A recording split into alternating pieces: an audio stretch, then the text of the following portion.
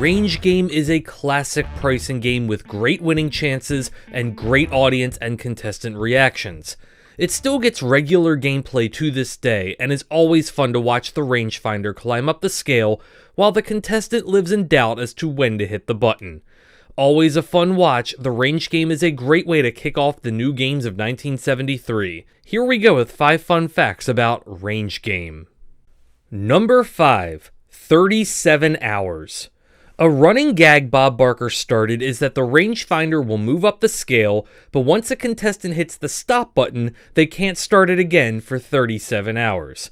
The line always got a giggle from the audience, but young me was always curious about why the range took so long. Was the game really so complex that it needed that much time to recharge? No, of course not. It was just a joke. Obviously, the game is a prop controlled by a stagehand, which leads me to Number 4. The human element. Since the range itself is a prop, it is controlled by someone behind the set lifting the rangefinder up towards the top. Because of this, the game is really played at the mercy of the stagehand. As a result, there have been errors over the years, with one playing resulting in the slider falling after the stop button is pressed, and one time the slider went up way too fast.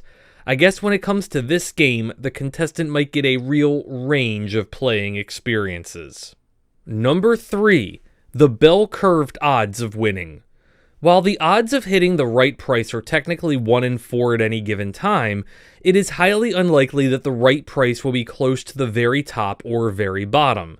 Generally, it will appear somewhere near the middle, and based on this estimation, the odds of winning this game should be much better than 1 in 4. Obviously, at any time, the producers can throw in a curveball and place the winning price either at the very bottom or very top, but that would pretty much kill the fun of this game, as that would be just cheap and mean-spirited.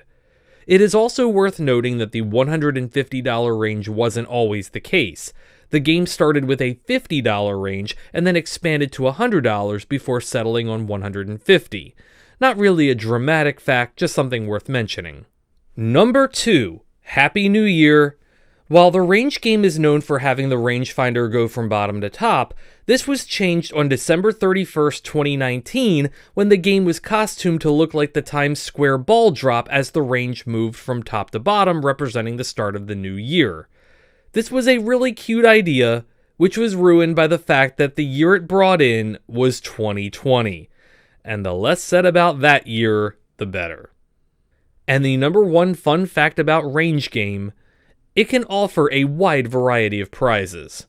One of the cool things about Range Game is that while it is usually played for smaller prizes, it really can easily be played for anything, even expensive cars. The first playing of the game was for a $668 washer and dryer set. The game has also been played for a nearly $60,000 Porsche and has been used as the $1 million game during spectaculars. It really does offer a range of prizes. High-Low is one of those Price is Right games that has flown under the radar, but is a solid game that has seen regular playing time since its 1973 debut, and doesn't appear to be going anywhere anytime soon. The rules aren't too difficult. 6 products are displayed, the contestant picks the 3 highest price, and if they're correct, they win. Here we go with 5 fun facts about High-Low. Number 5. Its debut was played a little differently. In the earliest version of High-Low, a contestant would be given a price for the 6 products one at a time, and then say where it should be placed on the board, either in the high row or the low row. While the end result was still the same, getting there seems a lot faster with the contestant only making 3 guesses instead of 6. Improvements are always welcome. Number 4. It was spoofed on Mad TV. Mad TV regularly spoofed The Price is Right during the show's run, and in 2002 the show featured High-Low as the game being played. The sketch was funny enough, albeit cringeworthy in places. Michael McDonald as Bob Barker was okay enough for a sketch like this, but the above and beyond Rod Roddy impersonation by Frank Caliendo was incredible, as are just about all of his impressions. Number 3. Wheeling It Out. One of the more notable features of High-Low during its run in the Barker era is that the game was wheeled out by 2 of the models. The camera dollied with them, making for a unique introduction. Shortly into the Drew Carey era, this intro was scrapped in favor of having the game hidden behind the giant price tag until after the prize was revealed. There doesn't seem to be a discernible reason for the change, and it doesn't affect the way the game is played at all, just something to speak of involving the set. And speaking of the set, Number 2, the brown set. As several fans have pointed out over the years, there was a great deal of brown in the set back in the 1970s, and this game was no exception. In that time period, brown was very much in style and interior design, fashion, and TV show set pieces. High-Low absolutely personified the trend, at least for a while, until the game was revamped with modern colors. And the number one fun fact about High-Low, it is the first game to have the name displayed.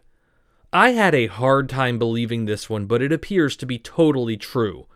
No game had its title displayed until April of 1973 when High-Low premiered. Of course, the title display has a dual purpose, explaining the name of the game as well as which row was which. Adding the name to the display made these games stand out from each other and gave them so much more personality. One of the rarest games on The Price is Right, and one of the most difficult to find any substantial information on, Double Digits was a very, very short-lived game that came and went in the spring of 1973. By no means as bad as the original Bullseye games, you could still count its number of playings on one hand before it was mercifully retired. I'm not going to shatter ceilings or break through barriers with this video, but I'm also not one to shy away from a challenge either. Here we go with 5 fun facts about Double Digits. Number 5. It was reimagined as Temptation.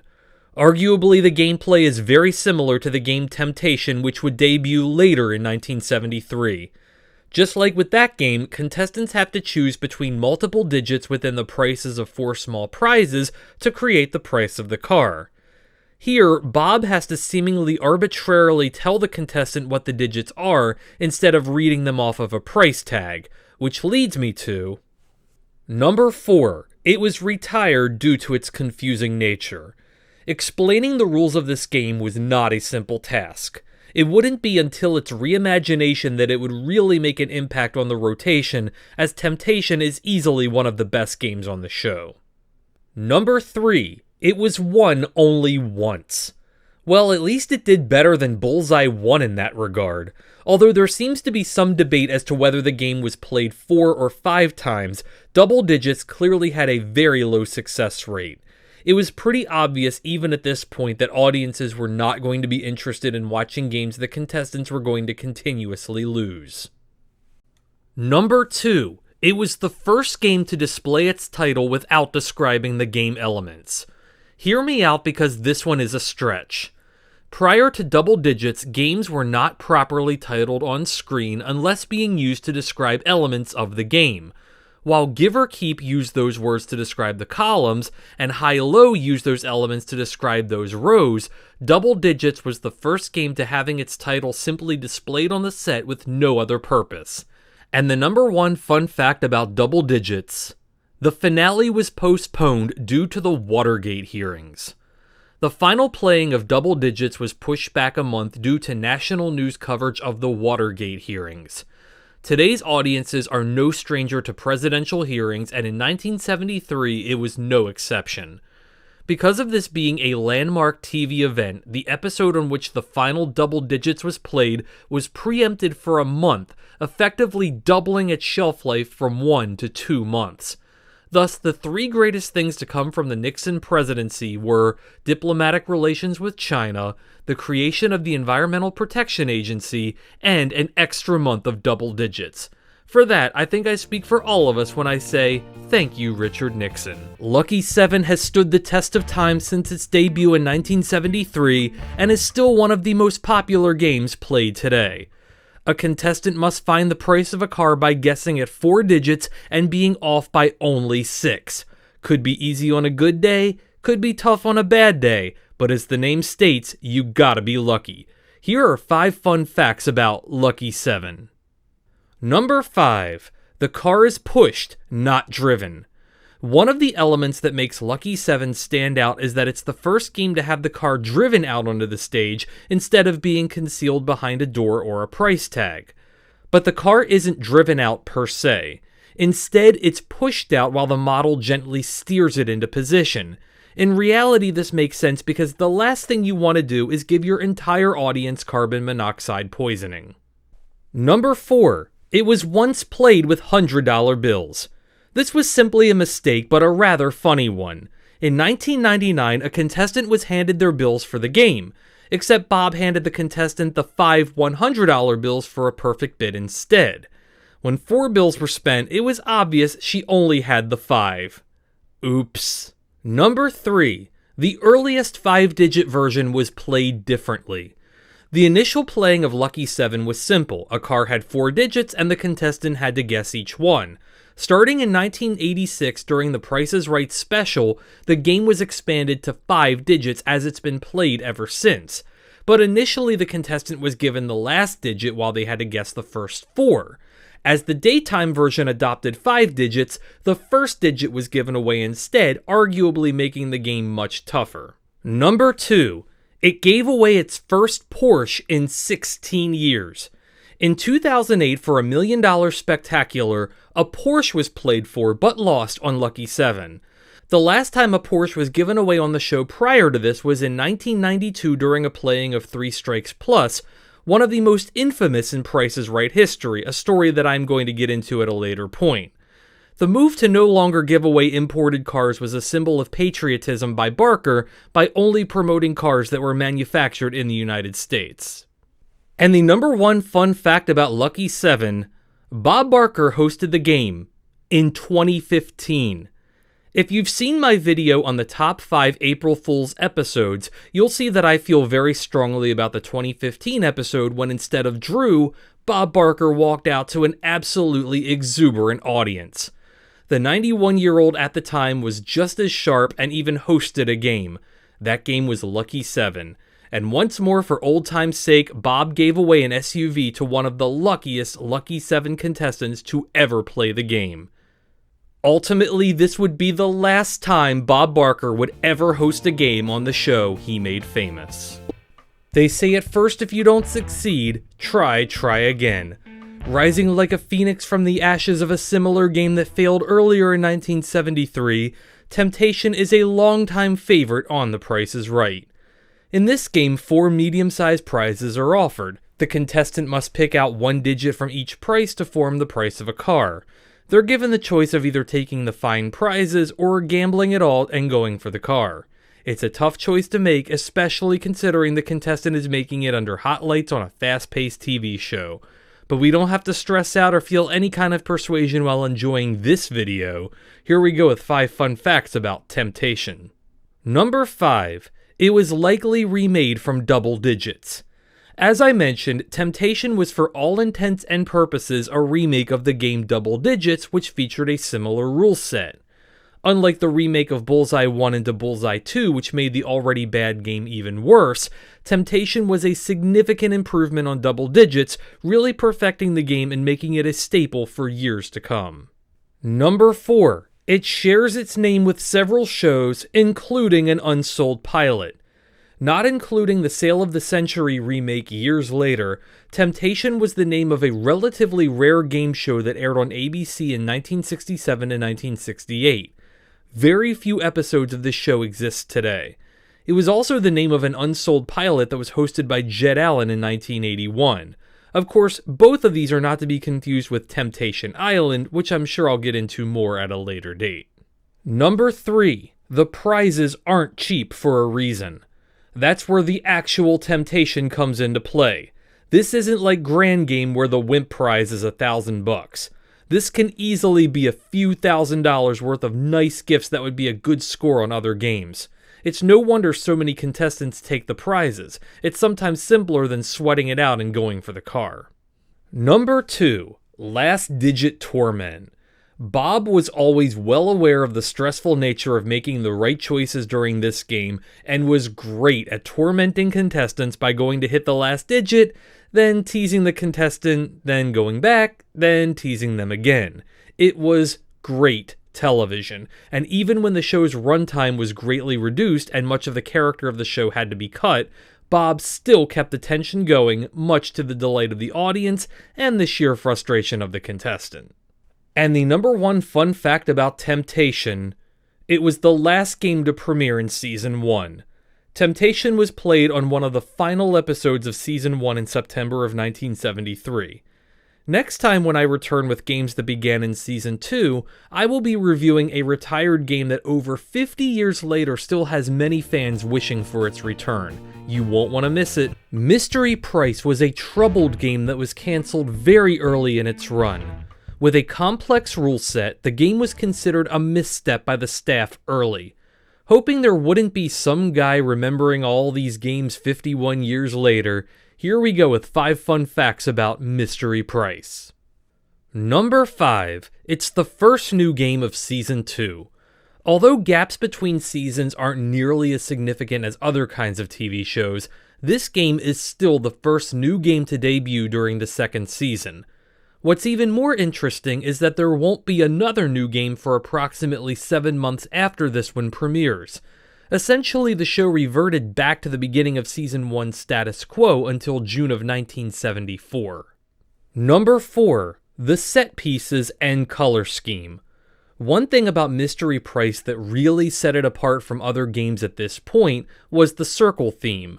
Oddly enough, it kind of resembles a modern-day ring light. Also, that color scheme and the neon signage. Such classic set design, dating this game beautifully. If Mystery Price was still played today, it's curious to think how it would look. Number 3. It lasted slightly over 2 months. This one was forgotten almost as quickly as it came on the scene. Mystery Price was retired in February 1974. Why? Number 2. It was retired due to being convoluted and confusing. If you are a casual viewer of this show, this game isn't one you can just partially follow along with. Props to Bob though, his explanation of the game is about as good as it's going to be. Imagine any other host trying to explain this game to a nervous contestant. It just wouldn't happen. And the number one fun fact about Mystery Price: it has an 11-6 record. I guess the fact that it had a winning record is something worth noting. Otherwise, this game pretty much just kind of came and went. I'm gonna have a lot more to say about my next game though. Shell Game is a Price is Right classic. It is still played today and just as popular as ever. 4 prizes, 4 shells, win a prize and place a marker by the shell and hope for the best. Maybe even go 4 for 4 and win a cash bonus. It's simple but always fun. Here we go with 5 fun facts about Shell Game. Number 5. It's based on an ancient swindle. Shell Game is by no means an original idea, nor has it always been an upstanding one. The premise of the game is theorized to go back as far as ancient Greece and bore the name Thimble Rig. While the game, when played correctly, can consider to be a legit gambling game, it can easily be played as a con, with the dealer using sleight of hand to remove the ball from under the shells or caps or whatever is used. The Price is Right version is played under the supervision of standards and practices though, so oddities like that aren't a thing. Then again... Number 4. Deborah's Faux Pas. What is likely the most infamous moment during Shell Game, a contestant named Deborah won her first marker, and instead of placing it next to the shell of her choice, she picked up a shell and attempted to put it underneath. Why? Who knows? This would give her a rather substantial advantage by noting that the ball is not underneath. Since she won 3 of her 4 prizes, it guaranteed her a win. Yes, this was most likely a mistake and not an intentional case of cheating. Thus, Bob continued gameplay while utterly Rochambeauing Deborah in the process. But in the end, it all seemed just fine and made for a great moment. Number 3. Grocery Game Mislabel. Well, that's unfortunate. But hey, that's what makes this show so much fun. Coming from the news world, this kind of mislabeling is liable to put you under major scrutiny by essentially everyone and could even cost your entire network its accountability. But here, it's just a sign. We have a good laugh and move on, the way it should be. Number 2. The slightly unfair 2021 redesign. In 2021, the game was given a small but noticeable redesign with touchscreen technology, But even more so, the prizes are now available on stage all at once, revealed all together. In older playings, the prizes were displayed one at a time. Now the contestant has all four in view, giving them more time to think about their prices before picking higher or lower. Seems small, but even the smallest details can make the biggest disadvantages. And the number one fun fact about Shell Game, it was supposed to replace Bonus Game. Interesting that back in 1974, one game was to be retired and replaced, essentially keeping the same size rotation. However, this only lasted approximately 1 year as the show decided to simply expand their roster. Now both games are still played and as popular as ever. Card Game is a classic game for a brand new car. Pick a card in a range of prices and then draw cards out of a standard playing deck until you have a bid for the car within that range. Fall within that range and you win the new car. Always exciting, always fun, and can lead to some majorly heartbreaking losses. Card Game is still one of my all-time favorites. Here we go with 5 fun facts about Card Game. Number 5, Major Makeover. In May of 2014, after a short hiatus, Card Game returned to the rotation with a completely new look. The game took on a Vegas motif, had a brand new custom special deck of cards, and was played with the audience behind them. This new appearance and location on stage is absolutely shocking to those who are so used to the classic style. What do you think? Do you like where the game is now, or should it continue to be played with the car behind them and the big doors? Let me know. Number 4, Early Installment Weirdness. In the earliest playings of Card Game, there was only one deck, and the range was determined by a card drawn from the deck. This only lasted a few months, and by August of 1974, the modern gameplay style was introduced. Number 3, it recently moved again. In October 2024, the game was moved to just in front of contestants' row, while the car pulled up on the opposite side. I'm not exactly sure why this change occurred, but if I were to guess, it would be to accommodate space at Haven Studios. Number 2, the Power of the Ace.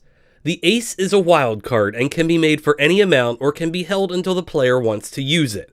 This can be very helpful if you have a reasonable amount that you want to just outright bid, or you can keep going after you play it. Either way, the game should typically end with the ace. It can be your best friend, or if you don't really have a clue about the price, could be your worst enemy. There was even one playing in 1993 which ended after only one card drawn because it happened to be an ace. Beautiful work. And the number 1 fun fact about Card Game, it has had multiple rule changes due to inflation. Inflation is nothing new, and that is absolutely the case with the Card Game. As cards continue to get more and more expensive, the game needs to change its rule set in order to accommodate this. As of recording this video in January 2025, the game has had 9 separate rule sets, with the most recent change occurring in 2023. Hard to keep up with, but necessary with changing prices seemingly every day. One of the most fun games to watch on The Price is Right is Race Game. 4 prizes are presented, 4 price tags are handed out, and the contestant must match each. If they are wrong, they must run back, make changes, and pull the lever to see how many they have right. Repeat as long as time allows. It's a fun 45 seconds every time, so let's make this a fun 3-minute review. Here we go with 5 fun facts about Race Game. Number 5, similarities to another game. Race Game bears many similarities to the upcoming Switcheroo game. They're both timed, and you don't have to win all of the prizes to walk away with something. Which do you prefer of the two? I like both of them equally as much. Number 4, neon signage. Race Game debuted in 1974 when the trend of using neon was starting to wane. Although in the 2020s, actual neon has long since fallen out of fashion and is considered retro now, it is still used in the game board for Race Game. With the consistent modernization of set pieces over the years, it's still fun to see a blast from the past like this one. Number 3, gameplay order. A small difference between the Barker and Carey eras is the order in which the prizes are announced to the contestant. Bob did it before revealing the prizes, while Drew does it after revealing the prizes. Does it really make a difference? Not likely, but longtime fans of the show will certainly notice the change. Number 2, detrimental audience interaction. While there are advantages for many contestants to turn to the audience for assistance, in Race Game, the audience is a detriment. While the audience is encouraged to cheer on the contestant, it costs valuable seconds for the contestant to stop and seek advice from the screaming crowd. When every second counts, you don't have time to check in with your friends and family, you gotta run. It's not called the Race Game for nothing. And the number one fun fact about Race Game, a contestant once rejected the prizes. Kinda, sort of. In 1992, a contestant named Michael was introduced to the prizes, after which he commented he didn't need them. Of course, Bob reacted angrily to this, and then Michael said he was just kidding. Bob threatened to only give Michael 12 seconds for his rudeness, but still played and won 2 of the prizes. What do you think about the guy? Do you think it was disrespectful? Do you think Bob should have been able to laugh about it? I have my opinions, but I'm curious what others think.